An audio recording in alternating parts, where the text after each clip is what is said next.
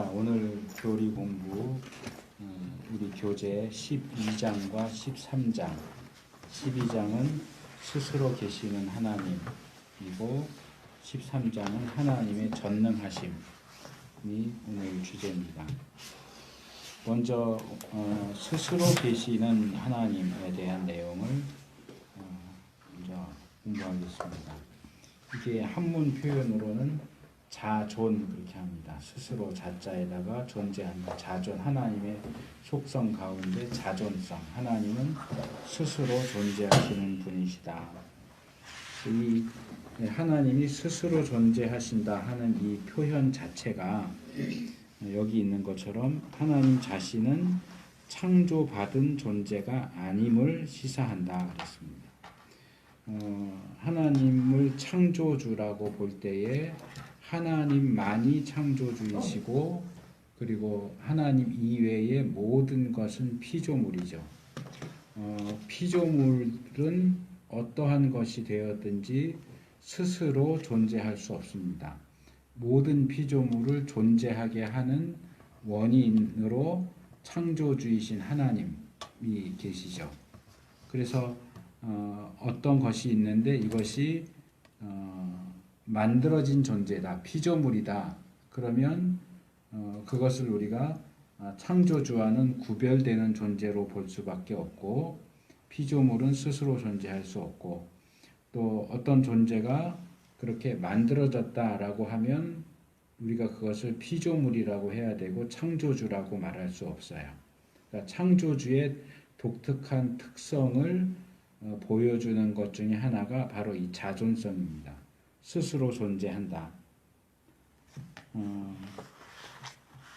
그래서 여기도 둘째 단락에 보면 피조물은 신이 아니다. 그리고 스스로를 창조해내는 것은 불가능하고 자기 창조라는 말은 그 자체가 모순이고 넌센스다. 여기 모순이라는 표현이 다시 나오죠. 우리가 전에 다뤘지만 이 모순이라고 하는 것은 말이 안 되는 겁니다. 말이 안 되는 내용, 그런 이야기를 모순이라고 합니다. 그래서 피조물이 스스로를 창조해내는 것은 불가능하다. 스스로 존재한다고 하는 것은 그 존재가 창조주라는 사실을 보여준다. 그러한 논리의 가장 기초가 되는 게 뭐냐 하면 거기 셋째 단락에 나오는 모든 결과에는 원인이 있다 하는 겁니다. 모든 결과에는 이것을 인과율이라고 보통 얘기를 하죠. 원인과 결과를 나타내 보여주는 어떤 법칙. 그래서 이 세상에 존재하는 모든 것은 원인을 가진다. 결과하는 모든 것은 원인을 가진다 하는 것이 인과율이고요. 이 땅에 존재하는 어떠한 것도 이 인과율을 벗어날 수가 없습니다.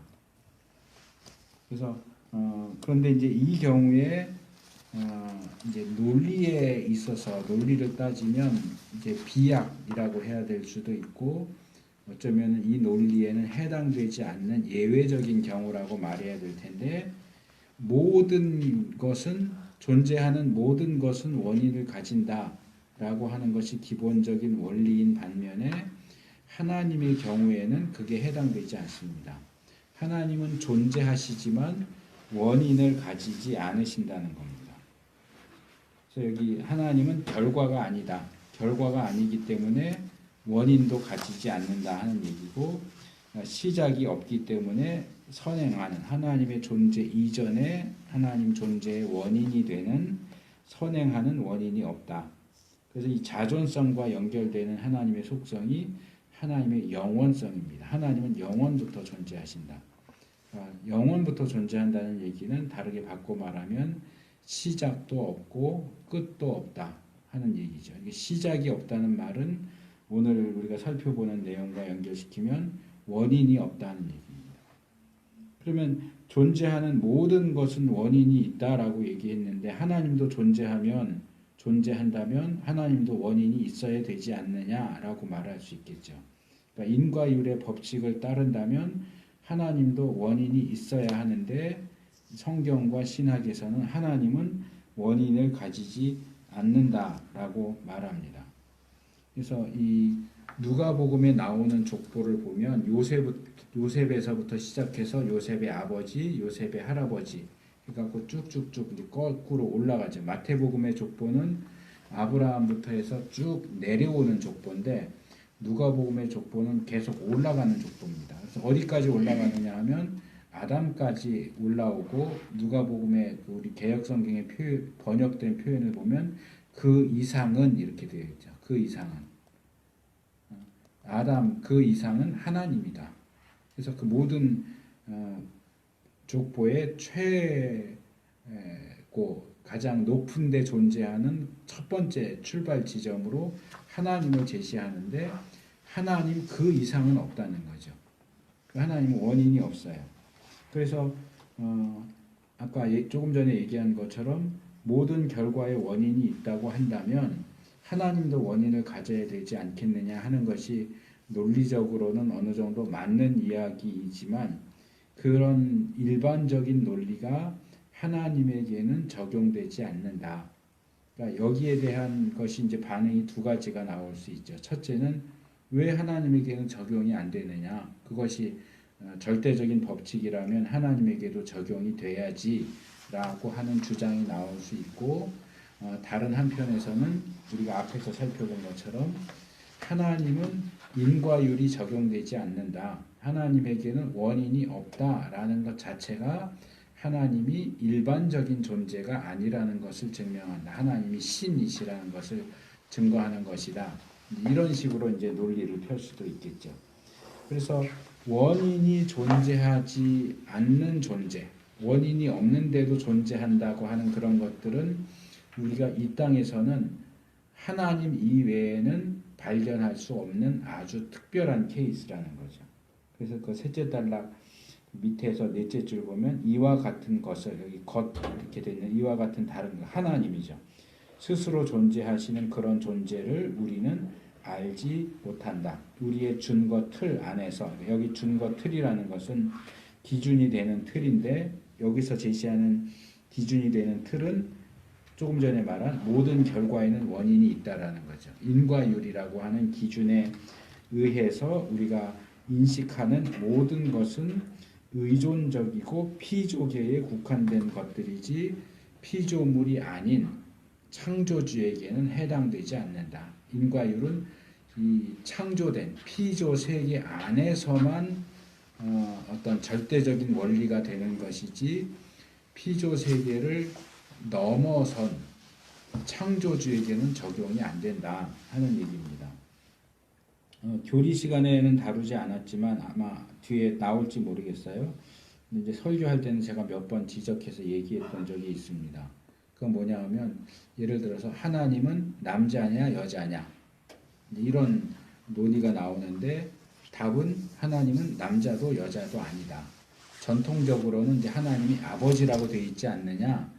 그래서 이제 하나님이 남자가 아니냐 이렇게 보아왔고 예수님도 하나님을 아버지라고 불렀고 아버지니까 남자겠죠. 이제 거기에 대해서 이제 근대 이후로 거기에 대해서 반발하는 페미니즘이나 이런 데서는 왜 하나님이 꼭 아버지여야 하느냐? 하나님 어머니도 될 수 있지 않느냐? 어머니이신 하나님, 여성이신 하나님, 뭐 이런 식으로 이제 주장을 하고 이 페미니즘을 주도하는 운동에서 성경을 다시 번역하면서 하나님을 어머니로 번역을 했어요.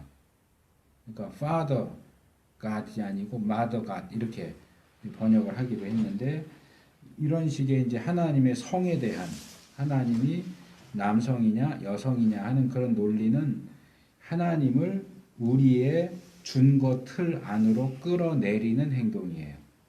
그러니까 남성, 여성 또는 짐승으로 말하면 또는 식물도 암컷, 수컷 이렇게 하잖아요. 은행나무도.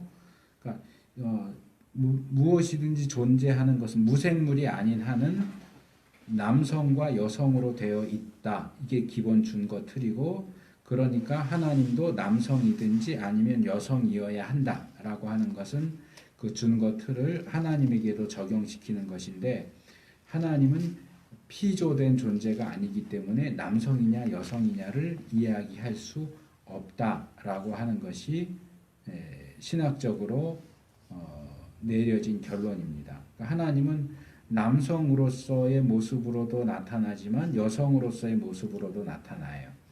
그래서 하나님이 남성이다 여성이다라고 말할 수가 없고 하나님은 남성이냐 여성이냐를 초월해서 계시는 분이고 성이라고 하는 것은 창조주이신 하나님에게는 해당되지 않는 거죠. 이제 거기에 우리가 참조할 수 있는 것은 제가 종종 얘기했지만 독일어라든지 라틴어라든지 뭐 헬라어 같은 데도 보면 이 단어 명사에 보면 성이 있어요. 뭐 이렇게 책상 그러면 우리말에는 성이 없지만 이 독일어나 이런 데 보면은 그 해당되는 그런 명사 단어에 성이 있어요. 제 기억에는 독일어에서 이 창문은 여성이에요. 그런 식으로 왜 창문이 여성인지는 모르겠는데 그렇게 명사에다 성을 붙이는 일이 있는데 하나님은 이 땅에 존재하는 피조 세계에 속한 분이 아니기 때문에 거기에 성을 붙이는 것이 불가능하고 그러나 일반적으로 말할 때 우리가 무생물을 가리켜서 성을 얘기하지 않잖아요. 피조 세계 안에서도 뭐 저 문을 보면서 저 문은 여성이네 남성이네 그러지 않아요. 성을 떠나서 그냥 문 이렇게 보는 것처럼 하나님도 성을 떠나서 그냥 하나님 이렇게 봐야지 남성으로서의 하나님, 여성으로서의 하나님을 얘기할 수 없는 것처럼 이 인과율의 경우도 하나님은 이 인과율의 법칙을 적용시킬 수 없는 존재다. 그래서 바로 이런 점이 창조주와 피조물 사이에 있는 차이점의 본질이다. 이것이 하나님을 하나님 되게 하고 다른 모든 존재의 근원이 되게 하는 점이다. 그래서 하나님은 모든 것을 존재하게 하는 원인이시지만 하나님 자신은 원인을 가지고 계시지 않아요. 이게 이제 헬라 철학에서 말하는 신에 대한 정의하고 아주 흡사합니다. 헬라 철학이 신을 정의할 때 unmovable mover라는 표현을 써요. 그러니까 부동의 동인 이렇게 보통 한문 표현을 그렇게 합니다. 자기 자신은 움직이지 않아요. unmovable. 자기 자신은 움직이지 않지만 존재하는 모든 것을 움직이게 하는 존재. mover. 근데 이것이 이제 히브리서에 나오는 하나님에 대한 묘사하고 아주 흡사하기 때문에 이제 기독교회 안에도 하나님에 대한 그런 오해가 존재합니다. 그래서 이 신은 움직이지 않는다라고 하는 것이 헬라 철학에서 얘기하는 거예요. 그러니까 신은 완전한 존재이기 때문에 만약에 신이 이렇게 북쪽을 향해서 앉았다고 치면 그 다음에는 움직이지 않아야 돼요. 북쪽을 향해서 앉았는데 만약에 뭐 서쪽을 향해서 돌아 앉았다 그러면 북쪽을 향해서 앉았던 그 처음 그 선택이 잘못됐다. 뭔가 부족해서 서쪽으로 돌아 앉았다. 이런 개념이 되기 때문에 지식에 있어서 부족하다거나 어떤 결정을 바꾼다든지 이런 것들은 헬라 철학에 있어서의 신하고는 맞지 않기 때문에 자기 자신은 전혀 움직이면 안 돼요. 그런데 이제 히브리서에 보면 하나님은 회전하는 그림자도 없으시니라 라고 이제 하나님 움직이시지 않는다 이런 식으로 표현이 되어 있기 때문에 이게 이제 헬라 철학에서 말하는 신관과 이렇게 서로 섞이는 거죠. 섞여서 혼동이 돼서 하나님은 절대로 변하지 않으신다. 하나님은 절대로 움직이지 않으신다. 하나님이 뭔가 결정하시면 절대로 바꾸지 않으신다라고 하는 부분에 있어서 이제 오해가 생기는 겁니다. 특별히 이제 조직신학적인 측면에서 이제 그런 것들이 주장이 되면서 이제 노아 홍수 같은 기록을 보면 하나님이 인간의 그 범죄와 타락 때문에 이 땅에 인간을 만드신 것을 후회하셨다. 이 후회하셨다는 것은 움직이는 거거든요. 변하는 거거든요. 그럼 변하지 않는 하나님이 과연 후회하는 게 가능하냐? 그러니까 이런 식의 이제 논의가 나오고 그래서 그 본문을 우리가 어떻게 이해해야 하느냐 하는 문제가 발생을 하는데 이제 그런 부분은 그러니까 하나님은 변하지 않는다라고 하는 부분에 대한 이 히브리적 사상보다는 헬라 철학 사상의 영향을 받은 그런 생각이지 성경적인 사상이라고 보면은 안 됩니다.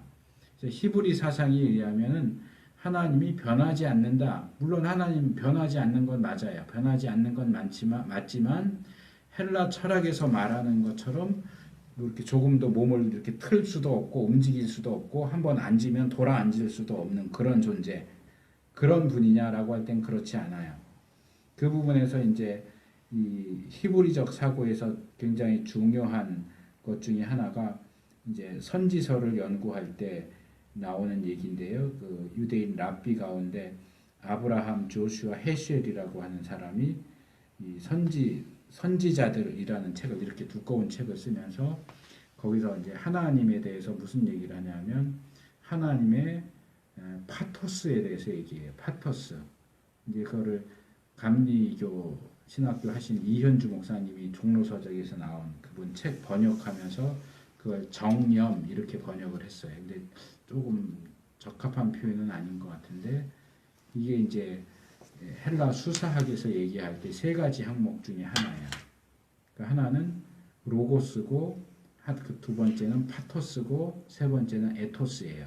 그러니까 뭐 목사가 됐든지 어떤 이제 그리스 상황을 볼 때 민주주의니까 누군가가 나서서 뭔가를 주장해서 사람들이 그 일을 하도록 이끈다라고 할 때, 그렇게 연설할 때 사람들을 감동시키고 움직이게 만들 수 있는 요소가 뭐겠느냐라고 할 때 아리스토텔레스가 세 가지를 얘기했단 말이에요. 첫 번째 로고스는 논리입니다. 그러니까 얘기를 하는데 앞뒤가 맞지 않는 얘기를 하면 그 로고스가 아닌 거예요. 그러니까 논리가 딱딱딱 맞아 들어가게 얘기하는 그런 제대로 된 이야기를 한다라고 할 때 그걸 로고스라고 얘기하고, 두 번째가 파토스입니다. 파토스는 듣는 사람들에게 감동을 주는 그런 거예요. 그러니까 사람의 마음을 움직이는, 논리적으로는 딱딱딱 맞지만 논리적으로만 맞을 뿐이고 듣는 사람들이 전혀 감동도 없고 내가 정말 그 말을 들으니까 그렇게 해야 되겠다 하는 그런 마음도 생기지 않는다면 그 연설에는 파토스는 없는 거예요. 로고스는 있지만 파토스가 없어요. 그러니까 이 파토스는 어떤 감정적인 측면, 사람을 움직이게 하는 측면을 파토스라고 얘기를 합니다. 그다음에 세 번째가 에토스예요. 이제 여기서 에틱스라고 하는, 윤리라고 하는 이제 표현이 나오는 건데, 에토스는 그 연설을 하는 사람의 실제적인 삶의 모습입니다. 우리가 이거 반대합시다, 부정부패 반대합시다라고 로고스에도 맞게 파토스에도 맞게 연설을 했는데 정작 그 자신이 부정부패를 저지르고 있다면 그 사람의 연설은 사람들에게 먹히지 않겠죠. 지나 잘하지 이렇게 되죠. 그러니까 부정부패를 우리가 척결합시다라고 주장하는 사람은 그 자신도 청렴결백하게 살아야 돼요. 그래야 저 사람 보니까 저 사람 말이 맞아. 그래서 로고스와 파토스와 에토스가 다 갖춰진 연설, 또 그것이 다 갖춰진 설교가 영향력 있는 설교가 될 수 있다. 이제 보통 그렇게 얘기를 하는데 그 중에 하나가 파토스예요. 근데 이제 이 헤쉘이 얘기하는 하나님의 파토스는 이제 아리스토텔레스가 말하는 파토스하고는 조금 차이가 있는데, 하나님이 파토스를 가지고 계신다는 거예요. 하나님이 하나님의 백성을 보실 때 때로는 화도 내시고 때로는 기뻐하기도 하시고 후회하기도 하시고 너 그러면 내가 혼내줄 거야 이랬다가 또 회개하면 그래 잘했어 이렇게 칭찬했다가 꼭 마치 보면 인간처럼 감정을 가지고 반응하시고 행동하신다라고 할 때 그것을 하나님의 파토스라고 해요. 근데 이 하나님의 파토스가 헬라 철학에서 말하는 그 unmovable mover의 개념하고 맞지가 않는 거죠. 그러니까 결국 하나님이 후회할 수 있느냐라는 질문은 헬라 철학적인 신개념과 히브리 사상의 신개념이 맞지 않기 때문에 생기는 어떤 분쟁 내지는 논쟁이 되는 거예요. 근데 성경에서는 하나님이 파토스를 가지신 분이기 때문에 화를 내기도 하고 후회도 하기도 하시고, 그게 하나님이 불완전하다는 얘기가 아니고 하나님이 그런 인간에게 감정을 만들어 주신 하나님이 인간보다도 더 그런 면에서 감정적이고 감성적인 측면을 가지고 계시다라고 하는 것을 보여주는 게 하나님의 파토스라고 하는 부분입니다.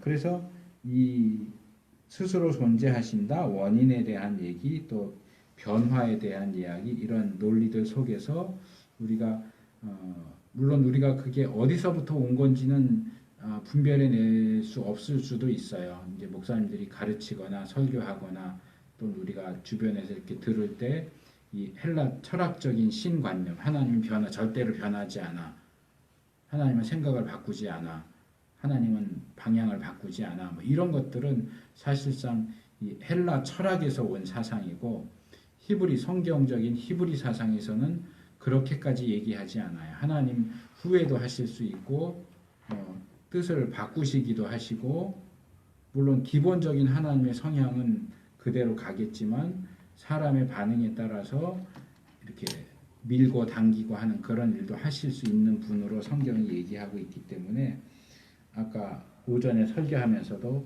우리가 이성을 사용해서 하나님의 뜻을 분별해야 되지만 그 이성이 하나님 말씀 머리 꼭대기로 올라가면 안 된다라고 했던 것처럼 헬라 철학의 개념이 신학이나 신앙에 도움이 될 수도 있지만 그것이 성경이 얘기하는 것보다 그 위에 올라가지 않도록 하는 것이 중요하고 필요합니다.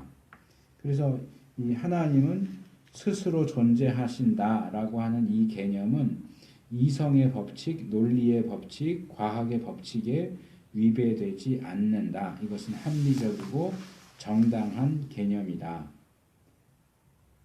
그래서 이와는 대조적으로 스스로를 창조한다는 개념은 이성, 논리, 과학의 대부분의 기본 법칙, 즉 비모순의 법칙에 위배된다. 이렇게 얘기하는데 글쎄 제가 볼 때는 이 부분에서 이 스프롤이 좀 너무 지나치게 강하게 얘기하는 게 아닐까 싶기는 해요.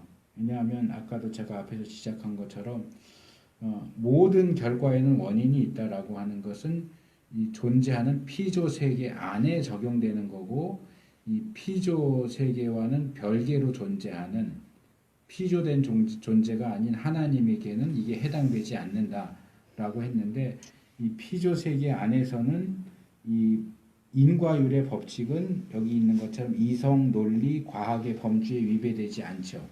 피조 세계 안에서예요. 근데 이 피조 세계를 넘어가면 인간의 이성이나 논리나 과학이 맞지 않는 영역이 분명히 있어요. 근데 그것을 그 바깥 영역에서도 위배되지 않는다, 합리적이고 정당하다라고 주장하는 것은 내가 볼 때는 조금 지나친 감이 있어요.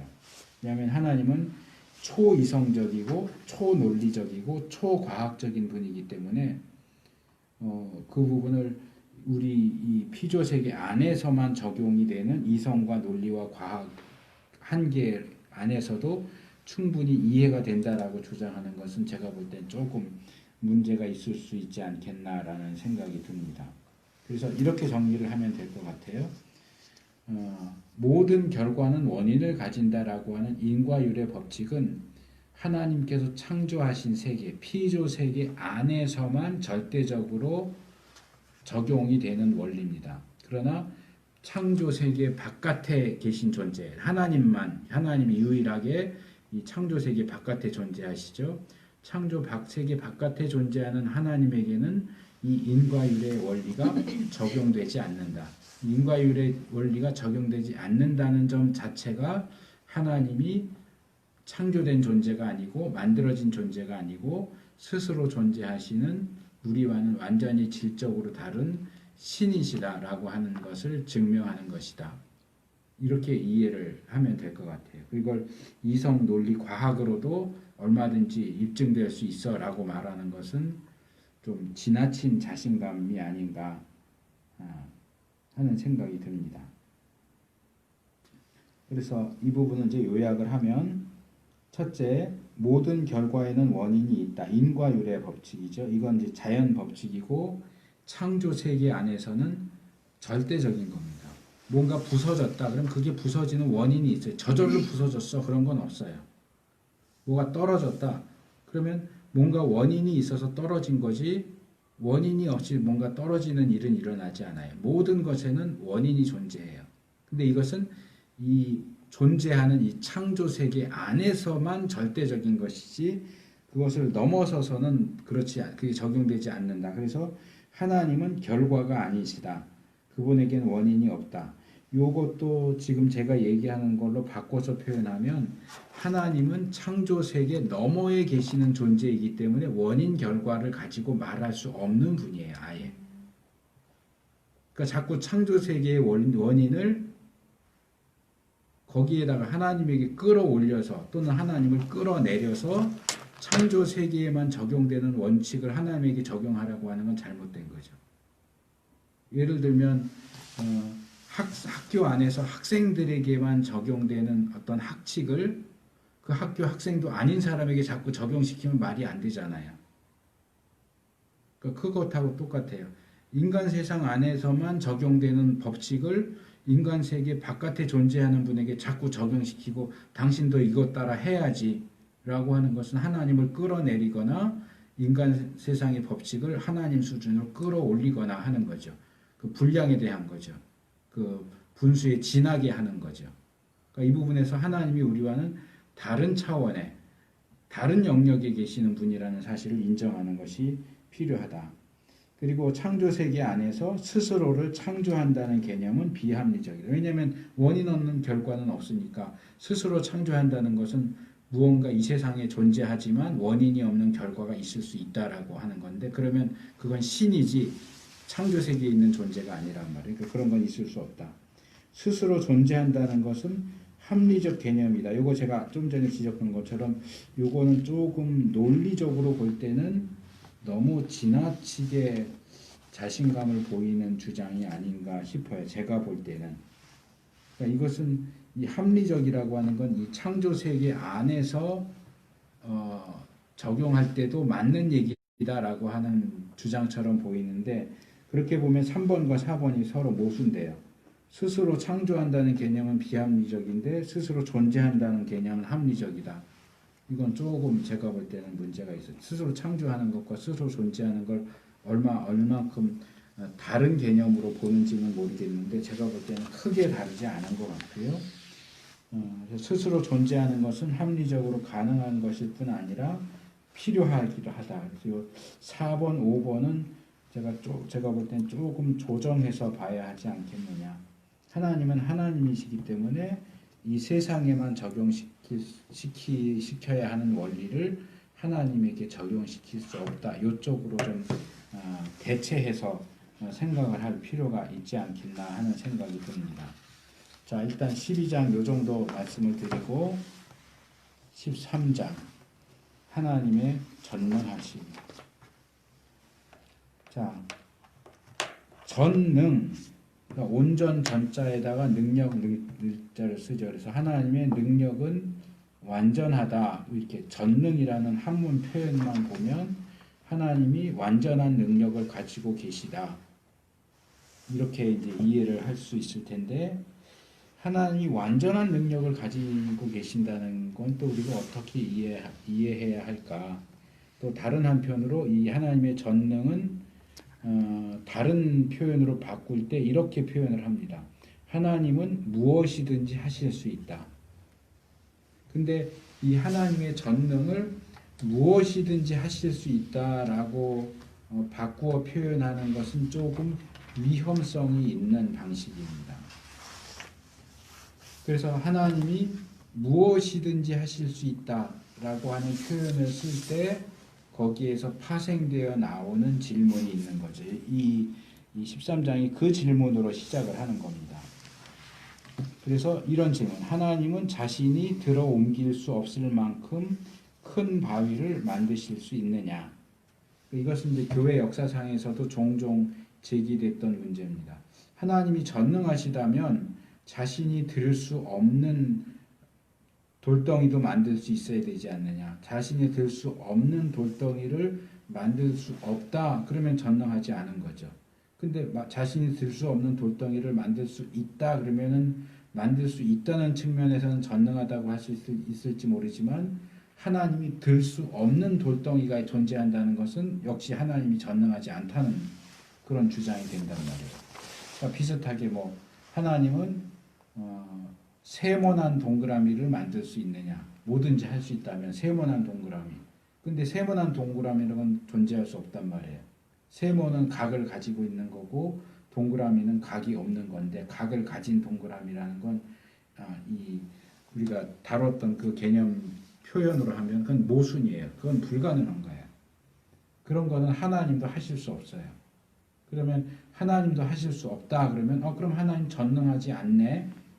그러니까 결국은 하나님이 하실 수 없다라는 답을 끌어내고 하나님이 전능하지 않아라는 얘기를 하기 위해서 이런 질문들을 만들어내는 거죠. 하나님이 자기가 들 수 없는 돌을 만드실 수 있느냐 없느냐. 하나님이 세모난 동그라미를 만들 수 있느냐 없느냐. 그래서 여기서 이제 근원적인 측면으로 들어갈 때 위험하다라고 하는 게 하나님의 전능하심을 하나님은 무엇이든지 할 수 있다라는 개념으로 이해하는 게 위험하다는 거예요. 이 질문이 나올 수 있는 기본적인 기초가 되는 게 하나님의 전능을 무엇이든지 할 수 있다로 이해하면 이런 질문으로 연결될 수밖에 없어요. 그러니까 우리가 그냥 생각할 때는 전능이나 무엇이든지 할 수 있다나 뭐 다 같은 표현인데 뭐가 다르냐 이럴 수 있지만 이것이 이제 엄밀한 논리를 가지고 얘기할 때는 다르다는 거죠. 다를 뿐만 아니라 문제가 있다는 거죠.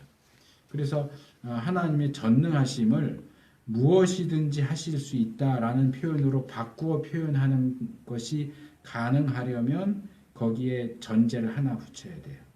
뭐냐면 하나님이 원하시는 것은 무엇이든지 할 수 있다. 이렇게 말하면 오케이예요. 하나님은 하나님이 원하시는 모든 것을 할 수 있어요. 근데 자기가 들지 못하는 바위를 만드는 그런 일은 하나님이 원하시지 않아요. 그러니까 안 해요. 못한다고 할 수도 있지만 안 한다고도 하는 게 사실은 더 정확하겠죠. 그러니까 하나님의 속성, 하나님의 존재 및 속성에 위배되는 일은 하나님이 하지 않으세요. 하지 않으시는 것을 가지고 그럼 전능하지 않네 이렇게 말하면 안 되죠. 예를 들면 요한 1서인가요? 거기 보면 하나님은 거짓말을 하실 수 없다 그래요. 그 하나님 거짓말 하실 수 없으니까 전능하지 않은 건가요?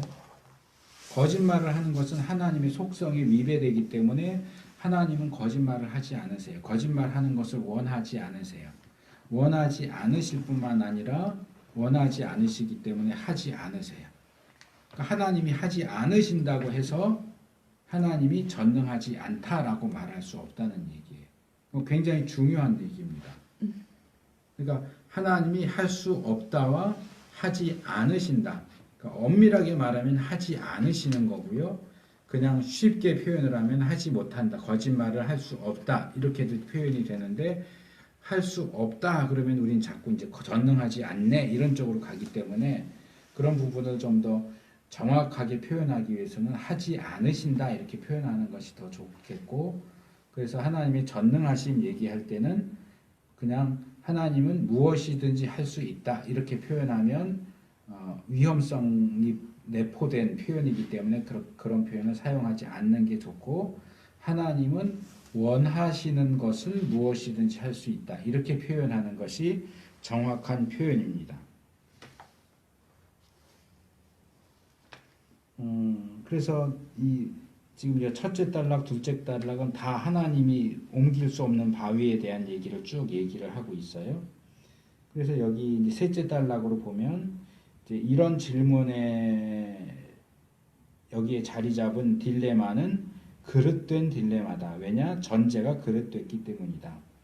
그래서 하나님의 전능하심, 옴니포텐스, 그러니까 옴니는 이제 전체, all을 가리키는 거고요. 포텐스는 이제 능력을 가리키는 거니까 모든 것이 가능하다. 근데 이것은 하나님이 무엇이든 하실 수 있다는 뜻으로 이해된다. 이게 제가 지금까지 설명한 거예요.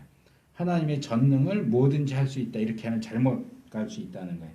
신학 용어로 전능이란 하나님께서 무엇이든지 하실 수 있다는 뜻이 아니다. 성경은 하나님이 하실 수 없는 일 몇 가지를 시사한다. 제가 아까 요한 1서라고 그랬는데 히브리서네요. 히브리서 6장 18절에 하나님은 거짓말을 하실 수 없다. 또 하나님은 죽으실 수도 없고 하나님은 영원하면서 동시에 창조되실 수도 하나님 창조되실 수도 없다. 하나님은 자신의 본성을 거슬러 행하실 수도 없다. 같은 시간 같은 관점 안에서 하나님인 동시에 하나님이 아니실 수도 없다. 성경에 제시되는 하나님이 하실 수 없다라는 식으로 표현되고 있는 것들을 쭉 나열하고 있죠. 이제 제가 앞에서 요약적으로 표현한 그거예요. 하나님은 하나님이 원하시는 모든 것은 하실 수 있다. 하나님이 원하시는 것은 하나님의 본성과 하나님의 존재에 위배되지 않는 것. 제가 3주 전에도 하나님의 뜻 분별에 대한 설교를 하면서 말씀을 드렸고 오늘 오전에도 그 얘기를 하셨지만 하나님의 뜻이라고 할 때는 하나님의 뜻은 선한 것이고 기뻐하시는 것이고 완전한 거다 그랬잖아요. 하나님은 선한 분이시기 때문에 하나님은 선한 것만 뜻하세요. 악한 것을 뜻할 수 없다고 그랬잖아요. 같은 얘기예요. 하나님의 본성과 맞지 않는 것은 하나님이 안 하세요. 원하지도 않으시고 하지도 않으세요. 그렇기 때문에 이제 그런 것들을 하지 않으신다라고 할 때 그것을 전능하고 연결시켜서 그러면 하나님 전능하시지 않네 이렇게 말하면 그건 잘못된 논리고 잘못된 주장이다. 전능하심이란 하나님께서는 그의 피조물에 대한 모든 능력을 갖고 계시다는 뜻이다. 피조물의 어떤 한 부분도 하나님의 주권적인 통치의 영역을 벗어나 있지 않다. 하나님은 하나님이시기를 멈추실 수 없다. 그는 전능하지 않으실 수가 없는 것이다. 이 표현 참 좋은 것 같아요. 전능하지 않으실 수가 없다. 그냥 하나님은 하나님이시기 때문에 하나님이시라는 것 자체로 전능하심을 포함하고 있어요. 하나님은 한순간도 전능하심과 분리되어 있을 수가 없어요. 하나님이시기 때문에 전능하세요. 하나님은 하나님이 원하시는 모든 것을 할 수 있어요. 하나님이 하고 싶은데 이건 내가 능력이 안 돼서 못하겠네. 그러는 것은 전혀 존재하지 않아요. 하나님 자신과 관련해서도 이 세상과 관련해서도 인간과 관련해서도 마찬가지입니다. 여기 누가복음 1장 37절 말씀에서 가브리엘 천사가 얘기하죠. 하나님의 모든 말씀은 능치 못하심이 없느니라. 여기서 천사가 과장법을 쓸 수 있다고 본다. 이 천사가 그릇된 신학을 말하고 있다. 그렇게 이제 얘기하는데 이제 이 부분을 이 얘기를 왜 하는가 하면 앞에서 말한 그 개념하고 연결시키는 것 같아요. 그러니까 하나님의 전능하심을 무엇이든지 할 수 있다 하고 연결을 시키니까 무엇이든지 할 수 있다라고 말하면 안 되는데 지금 가브리엘은 하나님은 무엇이든지 할 수 있다라고 그렇게 말하기 때문에 그릇된 신학을 말한다라고 지금 설명을 하고 있는데 제가 볼 땐 이 스프롤이 이것도 역시 좀 지나치게 얘기하고 있는 게 아닌가 생각이 들어요. 왜냐하면 여기 보면 하나님의 모든 말씀은 능치 못하심이 없느니라 그랬잖아요. 그러니까 지금 이 책을 쓴 스프롤은 능치 못하심이 없느니라에 초점을 맞춰서 지금 천사가 한 이 말이 문제가 있다라고 하는 건데 저는 그쪽보다도 하나님의 모든 말씀에 초점을 맞춘다면 천사의 말이 문제가 전혀 없다라고 봐요. 왜? 하나님이 하시는 모든 말씀은 하나님의 속성과 하나님의 존재와 위배되지 않아요. 하나님이 하시는 모든 말씀은 하나님이 원하시는 뜻 가운데서 되어지는 말씀이기 때문에 제가 아까부터 얘기하는 하나님은 자신이 원하는 모든 것을 할 수 있다라고 할 때 이 하나님의 모든 말씀은 바꿔 말하면 하나님이 원하는 모든 것은 이로 바꿔 말할 수 있어요. 그러니까 하나님이 원하시는 모든 것은 다 하실 수 있다. 그러면 이 말에는 전혀 문제가 없어요. 이건 이 천사의 말을 그릇된 신학이다, 과장법이다, 좀 잘못됐다라고 말하는 것은 제가 볼 땐 좀 지나친 해석이에요. 그러니까 하나님이 원하시기 때문에 말씀하신 거예요. 하나님의 속성이 위배되지 않는 것을 말씀하셨고 하나님이 원하시는 것을 말씀하실 때는 그건 다 이루어집니다. 100% 능치 못하심이 없죠. 당연히. 그래서 이런 면들도 보면 제가 지금 이 책 하면서 계속 이 부분은 사실 이 R.C. 스프롤은 이 세계적인 목사님이고 신학자이고 뭐 감히 이름도 알려져 있지 않은 제가 이분이 지금 이 부분은 좀 잘못 얘기하고 있다라고 얘기하는 것은 좀 건방져 보일 수도 있고 지나쳐 보일 수도 있지만 제가 볼 때는 이렇게 세계적인 신학자도 이렇게 종종 자기의 어떤 생각에 사로잡혀서 이쪽으로 이렇게 치우치면 조금 지나치게 좀 더 나가는 그런 모습들이 종종 발견돼요. 제가 볼 때는 이 부분이 지금 여기 쓰여 있는 내용대로 하면 지금 스프로울이 본문을 잘못 해석하고 있는 거예요. 여기 나온 가브리엘의 말이 그릇된 신학이다. 그럼 저는 그렇게 볼 수 없다고 생각해요. 그래서 그런 부분에 있어서는 뭐 어느 정도는 충분히 비판하는 것도 가능하고 그 교정하는 것도 가능하다고 생각이 됩니다. 그래서 여기 욥기에 나오는 구절도 나오죠. 주께서는 무소불능하시오니 무슨 경영이든지 못 이루실 것이 없는 줄 아오니. 여기도 마찬가지. 하나님이 경영하신다 그랬죠. 하나님이 원해서 하고자 하시는 일은 모든 걸 다 해요. 이루지 못할 게 없어요. 왜? 하나님 원하시니까. 그것은 하나님의 속성과 성품에 위배되지 않는 일이에요. 하나님이 자기 속성에 위배되는 일을 경영하지 않으신단 말이에요. 그러니까 하나님이 원하셔서 이거 내가 해야 되겠다 하는 것은 못하는 일이 없어요. 이 말이나 가브리엘이 말하는 것은 내가 볼 때는 차이가 없어요. 이분은 차이가 있는 것처럼 그렇게 얘기하지만 그렇지 않습니다. 그래서 제일 마지막 부분에 보면 우리는 피조계의 그 어떤 것도 장래를 위한 하나님의 계획을 좌절시키지 못한다는 것을 알고 있다. 이제 구절은 안 나와 있지만 로마서 8장 끝에 나와 있는 뭐 무엇도 하나님의 사랑에서 우리를 끊을 수 없으리라 하면 그걸 염두에 둔 표현인 것 같아요. 그래서 하나님의 계획, 구원 계획뿐만 아니라 모든 하나님의 계획을 방해하거나 파괴하거나 그럴 수 있는 어떤 존재도 어떠한 상황도 있을 수 없다. 하나님을 위협하는 것은 없다. 하나님이 전능하시기 때문에 하나님이 원하시는 것은 반드시 이루신다. 그래서 이 점에서 우리가 하나님의 전능하심을 그렇게 이해하는 거. 그러니까 여기서 제일 핵심적으로 중요한 건 이거예요. 하나님은 전능하신 분이야 라고 할 때 하나님은 모든 것을 하실 수 있어. 이렇게 생각하면 문제가 생깁니다. 그렇게 주장하면 안 돼요. 거기에 반드시 단서를 붙여서 하나님은 자신이 원하시는 것은 뭐든지 하실 수 있다. 거기 한 단서를 더 붙인다면 하나님이 원하시는 것이라고 할 때는 하나님의 성품과 존재에 위배되지 않는 것. 자, 요약을 볼까요? 첫째, 전능하시다는 말은 하나님이 무엇이든 하실 수 있다는 말이 아니다. 하나님은 그의 본성을 거스르는 일을 하실 수 없다. 이게 첫 번째 이 부분이 하나님의 전능하심을 생각할 때 제가 볼 땐 가장 중요한 개념이에요.